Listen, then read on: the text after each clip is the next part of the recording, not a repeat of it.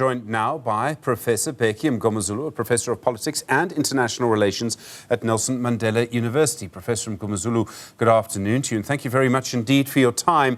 To listen to the speech, almost half of it was in a direct response to the politics of the moment, about the alliance, about Umkhonto we Sizwe, about the National Coalition. To look at the 30-page statement issued by the NEC, they formally write the statement, about 15 pages, so also about half of it, are about those three things. It seems to me this is a much more direct January 8th than what we've seen in the past. Good afternoon, Stephen, and good afternoon to your viewers. Yes, you are absolutely right. And it's not by choice. The situation dictates that the ANC president does things differently because the political situation has totally changed. It's no longer what it used to be from the first to the sixth administration. We are currently led by a multi-party coalition. I'm not going to use the GNU because it's a wrong concept, so I'm not going to waste my time on that. So we're currently being led by a multi-party coalition, which is correctly led by the ANC, by virtue of the fact that it obtained the highest number of votes compared to other political parties nationally, getting 40.18%, which was by its own standard the lowest figure the party has ever registered. We saw the signs already in 2019 when it got 57.50%. And then, of course, there was an expectation that the party was going to revive itself and do better.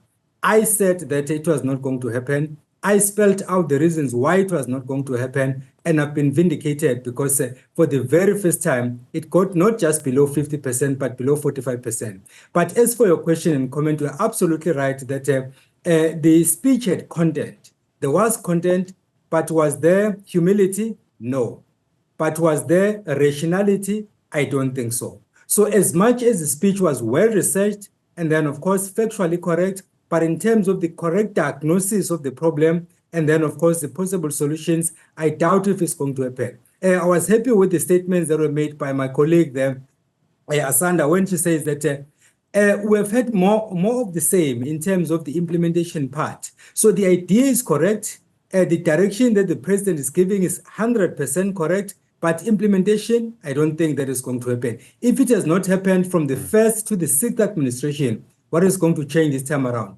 Remember that some of the points that the president says that the ANC is going to focus on in 2025 have very little to do with the ANC and has everything to do with the multi-party coalition. So if it was unable to do this, working on its own in government, running government, what makes the party then decide or think that things are going to happen automatically now that it is part of the multi-party coalition? If it were to happen, who will be getting the credit? Would it be the ANC? Or it be the multi-party coalition, and will then other ministers not claim the credit? I'll just cite one and then give you a chance.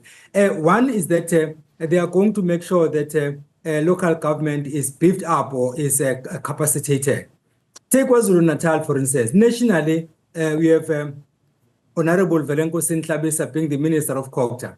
In KwaZulu-Natal, you had Honorable Tula Sizwe Buthelezi being Culture MEC in KwaZulu-Natal.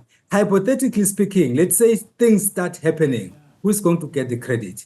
Of course, it's supposed to be government as a collective because President Ramaphosa is still the president of the country and he appointed all the ministers. And in the case of KwaZulu-Natal, Honorable Tamintuli is the premier of KwaZulu-Natal and therefore he's the one who appointed these ministers. But truth be told, the lawman on the ground will tell you that we are getting these changes, we are seeing these changes because Minister X is now in charge, because MEC X is now in charge. So then how is the ANC going to claim that credit? There was a fascinating moment at the very beginning. The president said that there are still three main priorities, and then he said and the first is to improve the ability of the economy to create jobs and to ensure we improve the lives of our people. Now, the president has previously said that all of the members of the National Coalition agree on one thing. Their primary priority is to create jobs. And yet, to go through the statement, to listen to the speech, maybe it was just me, but there didn't seem to be much detail about how to help the economy to create jobs. And if this coalition, if the ANC is seen as responsible for creating jobs, it will win state power again. You know what, Steve? There are certain things that politicians say which we must not take seriously. They will say those things because they are politicians and they have a right to say those things because they've been saying that all along. And this is not particular to South African politicians. Many politicians do that anyway.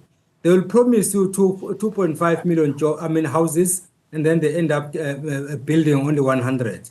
They will promise you 500,000 jobs, they end up creating only 50. And then they will tell you that we've basically improved investment, the country is having trillions of rands, which you don't see because instead of getting more jobs or getting more people employed, you get people losing jobs. So that is something that I can just put aside. But the reality here, Steve, is that the president is mindful of the fact that the ANC is wounded in this election, just concluded election on May 29. So basically then it's trying to listen to different voices. On the one hand, the president has to maintain the alliance, which is crumbling in front of his eyes. Because truth be told, the alliance is not as strong as it used to be. Secondly, the leagues are no longer as strong as they used to be. So those are things he has to deal with internally within the ANC as an organization and within the tripartite alliance. To make things worse, the ANC is no longer governing the country alone. It's part of a multi-party coalition, even though it's still leading that coalition. So which means there are certain things that the ANC would want to do, but would be unable to do so because these other parties also want to have a say. You saw the example with the Bella Act. You saw also examples of the NHI, and there are many other examples that you can cite, where the ANC holds a particular view, and then the DA, for example, holds a different view. Look at the country's foreign policy agenda. It was set up by Mandela in 1993, even before 1994. So we knew what kind of a foreign policy agenda South Africa was going to have.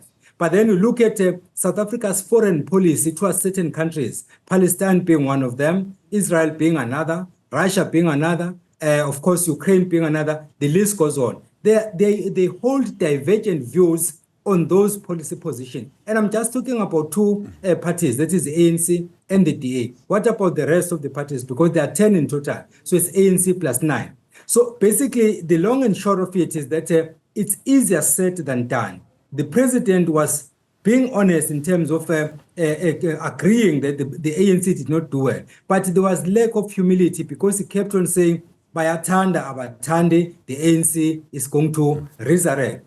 You don't say that at the time when the party is trying to recover from what happened in May 2029. Because the people you are talking to are the same people who brought you to where you are, and are the same people who will be voting for you in 2026, are the same people who will be voting for you in 2029.